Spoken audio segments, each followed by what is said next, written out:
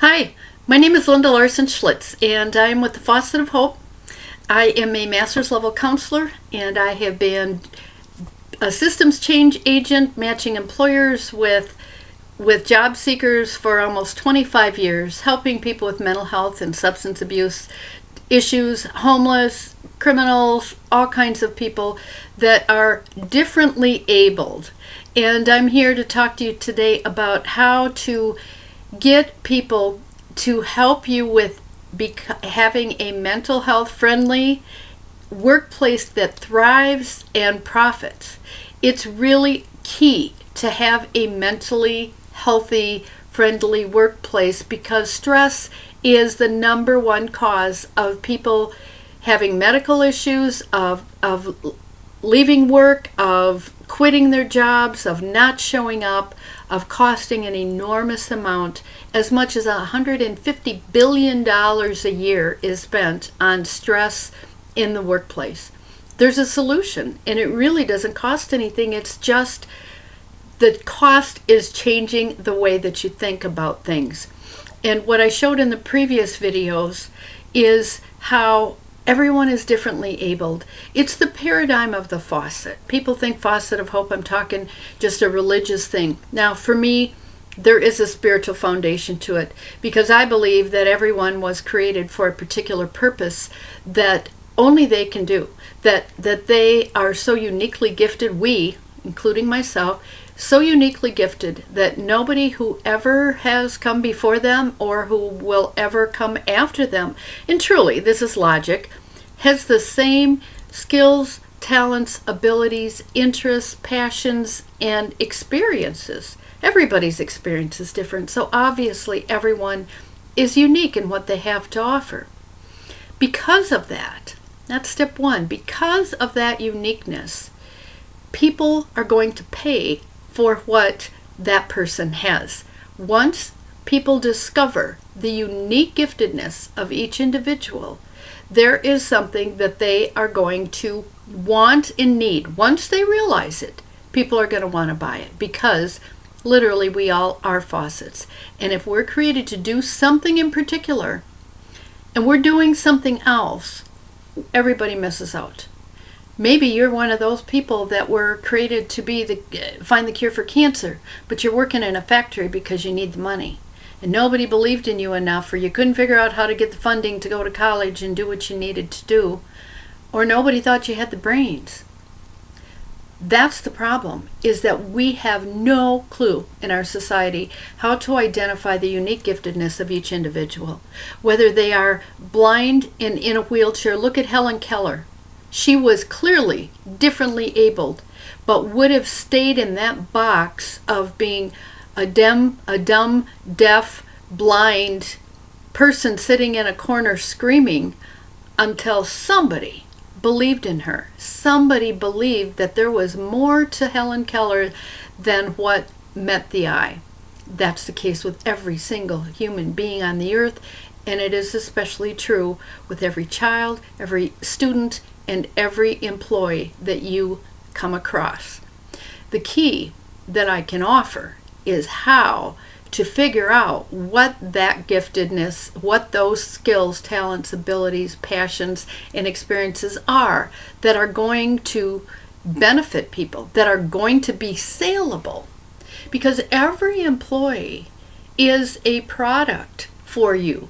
It's not just the meat department. That person that is selling in the meat department is your product, really. So it's not even your customers that are the most important investment that you have to make in, or the thing that you're selling, because truly your employees make it all happen. Your whole business it revolves around whether or not the people that work for you are invested and engaged in making you money and saving you money and giving the customer service that you dream and believe your customers want, need, and deserve. This can go all the way back, has to go all the way back to childhood, where we realize the unique giftedness of each one of our children and how they are different, and that what we need to do is do away with normal, like I've talked about in my previous videos. We have to do away with normal, because the minute that we put someone in the proverbial box, we immediately have lost the value of what they were created to do, because they aren't going to fit our box. They aren't going to fit our job descriptions, because our job descriptions are finite.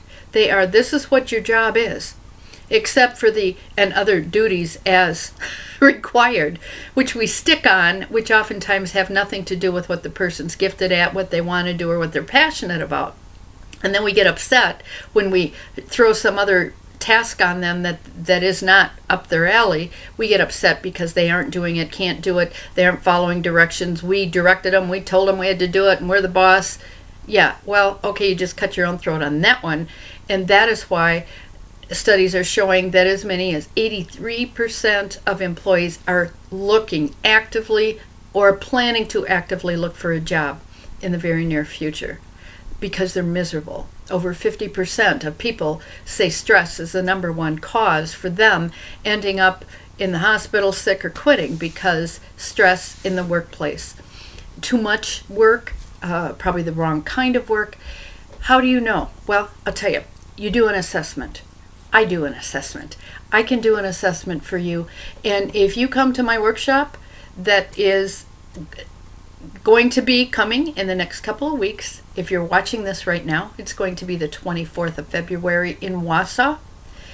But if you're watching this at another time, go to my website. There may be other events. There will be other events coming up. And if you miss that, I'm going to make this available online so that you can just go on at your leisure and go ahead and take that training. What I'm going to offer at this, for those who sign up, unless I get 500 people, but at least the first 20, I can guarantee that I will be able to do an assessment of your workplace. For the first 50 people, the first 50 of your employees that will take this workplace assessment. It'll be online. They can just go online at work or at home, wherever. Go to my website. Or I'll send them a link, and they'll be able to go there, fill out. It'll go into your little directory there. When all the assessments come in, then I will sit down with you and do a strategy session of what your results are, of what are the issues in the workplace that are problematic for you, and what can we do, how can I help you to address some of those issues that you may not have a clue about. You may know full well what the issues are, because you hear people complain about them all the time. My manager doesn't communicate with me. I don't know what I'm supposed to do. I haven't been trained. It could be all kinds of different things. I'm not getting paid enough. So-and-so got a raise and I didn't. I need health insurance. I need to be able to get off work. I'm working too many hours. I need childcare. What are the issues? We'll be able to identify some of those things through this. It's not a real long thing. It's a pretty simple, but we'll be able to identify at least the nutshell, at least the basics of what the issues are, and where are you? How many of your employees really are planning and looking for another job? They're going to tell you that if you hand out this assessment. I can guarantee that. They're not going to be honest, because they're afraid of retribution. They're afraid that if they figure out who it is that is making these complaints, they're going to fire you. And unfortunately that happens, which is another problem, and why those employers probably have high turnover, because they're jerks. Okay, so we got to figure out what is it that we need to do differently to help our employees be engaged, want to be there. That's the goal. If people are doing what they love to do, what they're created to do, they're going to want to come to work. When they get there, they're going to do a good job, because they know and they're empowered by the employer, hopefully, and their co-workers, because everybody knows their unique giftedness, and they accept it, and they affirm it, and they appreciate it. Now, it's difficult because a lot of times, well, all the time, people are born with different personalities and different, well, obviously, giftedness, like I'm talking about. There are people who are are greens and golds according to the true colors chart. And greens and golds are usually the managerial people and the accounting people and the nuts and bolts researchers and the people who are usually behind the scenes or in management because they like to control things. Now, I like to control things too. I'm an orange, and I drive people absolutely crazy, especially the greens and golds, who like everything orderly, and they like to take time, and they like to process stuff. I'm one of those people. I'm a visionary. Let's get her done today. Why wait till tomorrow what you can do today? The customer needs help today. The patient needs advocacy today. They need to get, whatever it is. Let's not wait. Why put something off when we don't have to? Why run around and do a lot of rigmarole when the policies, the procedures don't make sense? They're not helpful to the business, they're not helpful to the customer, they're not helpful to the person. So consequently, why are we doing this again? Oh, so we can spend more money? There's just so many things that need systemic change, and that's part of the problem that we're having. So I'm working on the whole system, but for you employers, you too need to advocate for some of the changes for people to get better mental health care and to get substance abuse care, because those people, their studies show about 43 up to 43% of the people in the workplace have a mental health or substance abuse issue in any given year. Seriously? Well, no wonder you're having issues. No wonder people are not coming in on Monday morning. They're still hungover from the Packer game on Sunday, or they're leaving early on Friday because they've got a party to go to, or they just don't care because they've got other issues. They got a drunk driving now. They don't have a driver's license. They were in a car accident. There's so many things that can cause problems that you don't even know about, because they're problems that happened at home, they're problems that are happening in their personal life, but we don't want to get involved with that. Listen, folks, you got to get involved with that, because you're not just dealing with that employee, you're dealing with their family, their kids, their probation officer, their counselor. If you don't treat people in a holistic manner and look at the whole person, you are definitely missing the boat on what needs to happen. Once you find the value in that individual, you are going to be absolutely blown away by their loyalty and how much money they can make you when they're giving it their all. But you know what? Some people can only give it their all 20 hours a week. But you're going to get more out of that person for 20 hours a week than you would get for 3 people for 40 hours a week if you've got people in the right positions at the right times with the right accommodations or the right flexibility. People don't like the word accommodations. I don't know why, because we all should have them. We should all be unique in how we're treated at work and how things are empowered. Now, let me give you an example of how to do this differently.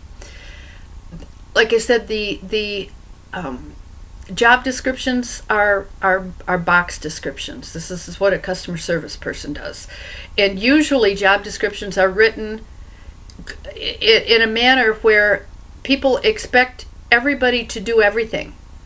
Now, if it's a small place, I can understand. But if you've got a factory type thing, expecting somebody to do something that takes creativity and then also have that person be keeping track of things and being real meticulous about documentation, that isn't always a good match. Having someone like me, who is a good speaker and a writer and a creative, doing half of my day documenting stuff so that they can prove that I've actually been working is crazy. It just doesn't make sense. Having me do all my scheduling really doesn't make sense, because I really struggle with that, and hopefully that won't be a big issue. And I'm telling you, warning you now, if for some reason I don't get back to you, or if you tried to reach me, don't give up. Please don't give up, because I get a lot of irons in the fire and bite off a little more than I can chew sometimes, because that's just who I am. I see the possibilities and don't always have the foundation built before I'm trying to put the roof on. So that's just a piece of it. But if you can give someone who, let's say they can't do a whole day, but they do great in the morning at that particular job, but then they get bored, they get tired, maybe they get wore out, maybe they get, cognitively stressed or overloaded by that particular job. Is there another thing you can have them do in the afternoon that is more motivating, that gives them a sense of a different kind of accomplishment, uses a different sort of a gift than the one that maybe they were even hired to do? Maybe it's someone who was hired for production and they're doing production in the morning, but they're really good at doing newsletters or doing social media. Why not split that up? Have them do that in the morning. They're going to make you a whole lot more money if they spend part of their day doing social media and marketing you. People have multiple gifts like this, but if you don't know how to assess that, you aren't going to figure it out. Now, I'm going to give, as part of my program here, I'm going to give you a whole bunch of links to go to where there's free material. There is free online assessments that your people can take to look at what some of these skills and talents and abilities are. They can run them off for you, and you'll be able to put them in their file to go, oh yeah, that's right, Johnny really likes doing cake decorating. Yeah, who'd have thunk? But that's how it goes. And the employers that I see that are succeeding and are doing really well and they've got loyal employees are people that invest in their employees. They look for what they love to do. They look for what would cause that individual to want to be engaged. And then they thrive on pulling that out of that person. And I'm writing a book right now called How to Save America $1 billion in the First 5 Years by Doing Away with Normal. Probably a way too long of a title because that's me. But the concept is, how do you do this? And it is such a simple thing once you understand this philosophy. Because if we can get out of our box of not hiring people who are disabled, not hiring people who are convicted felons or have stolen something in the course of their life or are sex offenders, people get labels and they get charged and they get convicted of things that back in my day would have never happened. The sex offense thing today, I think, has really gotten a little crazy. If somebody is doing something against a person's, if they're taking advantage and violating a person, now that's a different story. But if you've got a 17-year-old and somebody that's going to be 16 or an 18-year-old and that can become a felony first degree sexual assault when it was really a boyfriend-girlfriend thing. It's really kind of gone a very different direction than the way it used to be. Slapping somebody on the rear end, I'm surprised more coaches don't get charged for, that's something that you see all coaches do, is slapping the football player on the way out on the field. That's a sexual, that could get a charge. That could get you, big a big problem. Not to get off on tangents, but the whole criminal record thing is probably one of the biggest things I see employers discriminate against people for. So, and because the company comes up with these rules, we don't hire felons, which by the way is illegal in Wisconsin. You can't do that. You're missing probably the best people that you could possibly want to hire that are out there. Because you haven't looked, because you don't take the time. And in one of my previous videos, I did a whole thing on the transferable skills of the professional drug dealer. And that was by far, in the 15 years I worked for the Department of Workforce Development for the state, and by the way, got commendations from the governor and Reggie Newsom for my creative approach to working with homeless people and people with mental health disabilities and veterans. I got those commendations because looking at people in a different way and helping people like this drug dealer to find a job and to present him rather than a convicted felon drug dealer who has never worked a day in his life and had nothing to put on his resume, he didn't think. But then looking at customer service and sales, managerial supervisory, he had weights and measurements and shipping and receiving and packaging and ordering and marketing and sales. All of these things, it sounds crazy. People are like, come on, you're not serious. This is a bunch of lies. No, it wasn't. When's the last time you made $3,000 in a week? Now, a lot of you probably are. But by yourself? Well, no, neither did he. He had a whole crew of people working for him. So if you can look at that, he didn't use drugs, but who asked him? Do you use drugs? He wasn't a drug user. That's why he was referred by his probation officer as somebody who potentially could really make it. And he did. And he made it. And he's succeeding in life. And he went back to school after 9 years of not being in trouble and working successfully and being promoted and getting jobs. First he worked for customer service. He got a job in sales. Then he got a job in a factory. When he moved, he worked in that factory for the next 9 years and now was going back to school into a technical field. And that's the key. He never ever would have had that opportunity if that employer would have not been willing to look outside of his criminal record and what people assumed his background was, which was not. There was none. Had I not presented him for the skilled, talented, passionate, determined salesperson and human being that he was, we know where he'd be. We know what he would have continued to do because that's all there would have been for him. Leave a legacy of hope for all of your employees, for all of your students, for all of your children. Leave a legacy of hope. Look yourself in the mirror and say, I can be that too. I can do. I too have been created. Now, some of you employers are going to be looking in the mirror and you're going to say, what the heck am I doing here?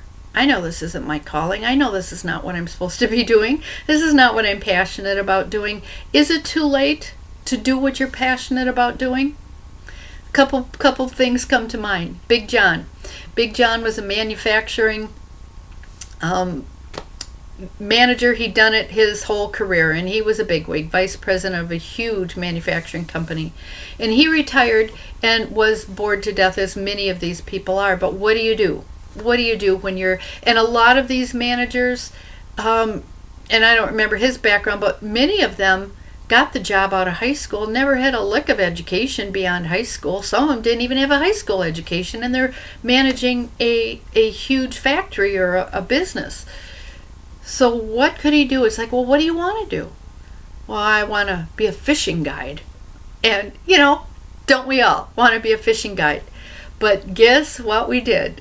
We started Big John's fishing guide business, and I got Big John to donate a couple of guide tours and donate them to a nonprofit organization, and lo and behold, didn't take long for John to kick off his part-time retirement fishing guide business. How cool is that? Another little old lady. Oh, I should say little old lady, oh my God, she was like in her late 60s. I turned 60 this year. I guess I'm heading up to that little old lady area. But she wanted to be a professional golfer. It's like, okay, well, maybe a little unrealistic at this point, but not unrealistic to be a golf instructor at all. She had the talent. She had the experience to and maybe she wasn't good enough to be a professional, and some people maybe they are, but that's what she was doing. So you've got to just believe that whatever it is inside that you should be doing, there's a way for you to get paid to do it because that's what you were created to do. I firmly believe that with all my heart. And it may be using the experiences you've been through, the good, the bad, and the ugly. I just helped Jason Breitenfeld finish his book yesterday. Well, he finished it today. I think it went off to the publisher probably this afternoon. And Jason was one of my interns, bright individual. Oh my gosh, he was working on his 4th associate degree. it kind of had some struggles with that whole process. Part of it wasn't finding, but that's part of it, finding the right fit. He's kind of come full circle. Started in criminal justice, didn't find that was a fit because they changed the rules and he had to have a bachelor's degree to be a criminal, to work as a probation officer. Then he was going to be a police, be on the police force, but he had health issues. That didn't fit. Then he got a degree in human services, but couldn't really find a job that would support his family. Then he went, anyway, he did a whole bunch of different things, and then he got hit by a drunk driver. And it thought his life was pretty much over because he was going to be a mechanic. It was his last degree he was working on.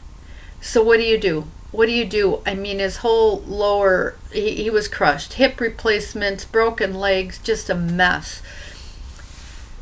It's like, Jason, you've got a story to tell. Because when I worked with him at the job center, he caught on so fast and he was so good at helping people turn their lives around. He learned everything I did, and actually in reading his book, I'm in tears because he's talking about the lady that he, I don't know, it wasn't domestic engineer, it was even a better name than that, but he did a resume, she got a job, she came crying to him, and I'm crying because I taught him how to do that. And, this is how it goes. This is the faucet of hope that I talk about. What we have, we've got to pour it out to the world. That's what we're on this earth for. I poured it out to Jason. Jason now is pouring it out to the world in his book. He talked about all of the things in his life. Oh my gosh, I had no idea he'd been through so much sexual abuse, all kinds of things. He is going to change the world with that book. He's already changed the world since his accident by volunteering to talk in the restorative justice program to first and second time offenders, and to talk to families to help people who want to give up after an accident, think their life is over. Nobody's life is worth ending because you think you're too bad. You have a story to tell. If you're still alive, you've got a story to tell. And your children and future generations deserve to hear whatever it is you have to say. And it's as easy as doing what I'm doing. I'm sitting downstairs and I'm not out in the forest. I wish I was, but we got 12 inches of snow coming today in Wisconsin, so I'm down here pretending that we don't have 12 inches of snow coming, but I'm down here by myself just talking into a camera. Nobody's here. So if you've got anxiety, don't worry about it. You talk into a camera. You will never have to see a human being. You'll never have to talk to anybody. And if all you do is this and then hand it over to me, we'll get it transcribed, put it into a book. You can sell the audio tape. You can sell the book. You don't even have to use your real name. So if you've been horribly abused or done a bunch of terrible things, nobody even needs to know. You can do the whole thing anonymously, except for the person who's going to put the page. You put your money into an account when this all happens. It's crazy when you really let your mind go. But that's what I believe that you can do with your business. You can help every single person in your business. Every customer that walks through that door is going to be affected. We're gonna be able to address the mental health problems. We're going to be able to address, as a result, the substance abuse and mental health, the self-infliction. Wisconsin's got one of the highest rate of suicides in the nation, and part of that is employment. That's what the most recent study showed last year, is employment issues have increased the suicide rate in Wisconsin considerably, especially with middle-aged men. Doesn't have to be that way. Absolutely doesn't have to be that way. So help me with systems change. Help me with making all of our environments, at home, at work, at church, help me make them workplaces that thrive and mental health friendly, so that we can all become the faucets we were meant to be, to save the world that is dying of thirst. That's the intention. And if this resonates with you, please sign up, come to my workshop, at least tag along, read my blogs, interact, get my free stuff. If you don't come, you don't come. But I guarantee you, if you want to make money and live the life of your dreams, I can help you. I guarantee it. So thanks for listening, and I will be really looking forward to working with those of you who are meant to be working with me. Because if you're going, oh, I should really sign up for this, you better do it. Get off your butt. And I've become an expert butt-ectomologist.